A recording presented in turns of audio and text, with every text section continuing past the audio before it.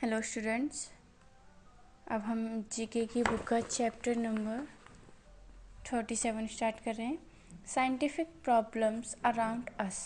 जो कुछ scientific problems हैं जो कि हमारे चारों ओर होती हैं, देखिए वो क्या है। Why does an ordinary clock lose time in summer? इनकी ऑर्डिनरी क्लॉक समर में अपना टाइम क्यों लॉस कर देती हैं? The length of pendulum of an ordinary clock increase, so its time period also increase. The pendulum takes more time to complete each oscillation and thus loses time. It mean जो length होती है pendulum के जो ordinary clock के pendulum की जो length होती है वो इंक्रीज होती है, इसलिए उसका टाइम पीरियड भी इंक्रीज हो जाता है। तो इसलिए जो पेंडुलम है ज़्यादा टाइम लेता है अपने ऑस्किलेशन को पूरा राउंड को कंप्लीट करने में। Why is a lightning conductor fixed to tall building? यानी कि जो लाइटनिंग कंडक्टर फिक्स्ड किया जाता है टॉल बिल्डिंग में, वो क्यों किया जाता है?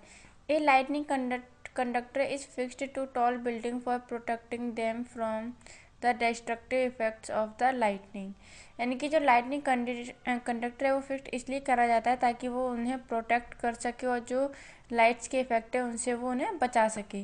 Why does water kept in an earthen picture become cold?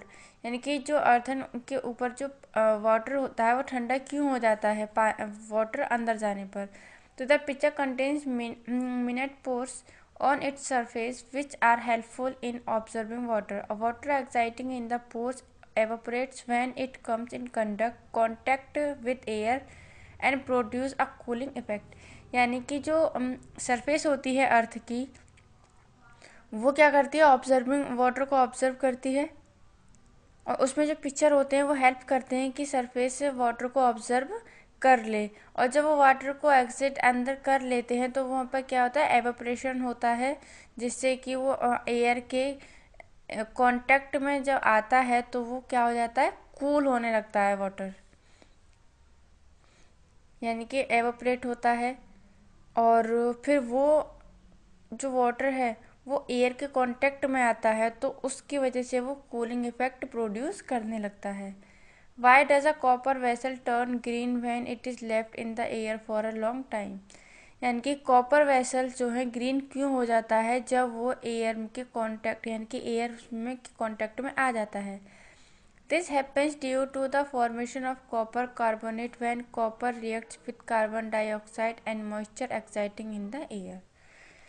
यानी कि ये इसलिए होता है कि जब जो कॉपर कार्बोनेट की जो फॉर्मेशन होती है जो और वो कॉपर कार्बन डाइऑक्साइड से रिएक्ट कर जाता है, यानी कि एयर में जो कार्बन डाइऑक्साइड होता है, मॉइस्चराइजर होता है, उससे वो रिएक्ट कर जाता है जिससे कि वो टर्न ग्रीन में टर्न हो जाता है। Why does white roof keep the house cooler in summer than black roof? यानी कि जो वाइट रूफ होती है वो हाउस को कूल कैसे रखती है समर में ब्लैक रूफ से ज़्यादा? यानी कि वाइट रूफ कूल रखती है समर में, ब्लैक रूफ नहीं, क्यों? This happens because white roof reflect more and absorb less heat rays whereas black roof absorb more and reflect heat rays आएगा यहाँ पर।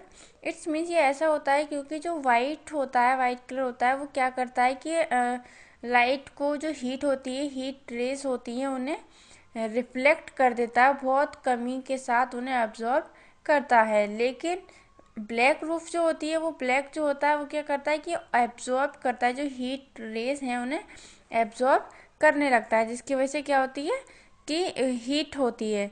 एंड वाइट जो होता है वो क्या करता है, बहुत कमी से एब्जॉर्ब करता है, रिफ्लेक्ट कर देता है, इसलिए वो कूल रखता है। Why is soft iron used as electromagnet? Electromagnet के लिए सॉफ्ट आयरन यूज क्यों की जाती है? This happens because it remains a magnet only while the current passes through the coil around and lose its magnetism when the current is switched off। यानी कि ये ऐसा इसलिए होता है क्योंकि जो मैग्नेट होती है उसमें जो करंट पास यानी कि जो करंट होता है वो क्या होता है, पास होता रहता है। एंड जब इसका करंट पास नहीं होता है तो क्या होता है, स्विच ऑफ हो जाता है, यानी कि वो वर्क उस वक्त पे वर्क नहीं करता है। तो ये साइंटिफिक प्रॉब्लम्स हैं जो कि हमारे चारों ओर हैं, ये आपको लर्न करनी है। Your chapter is complete.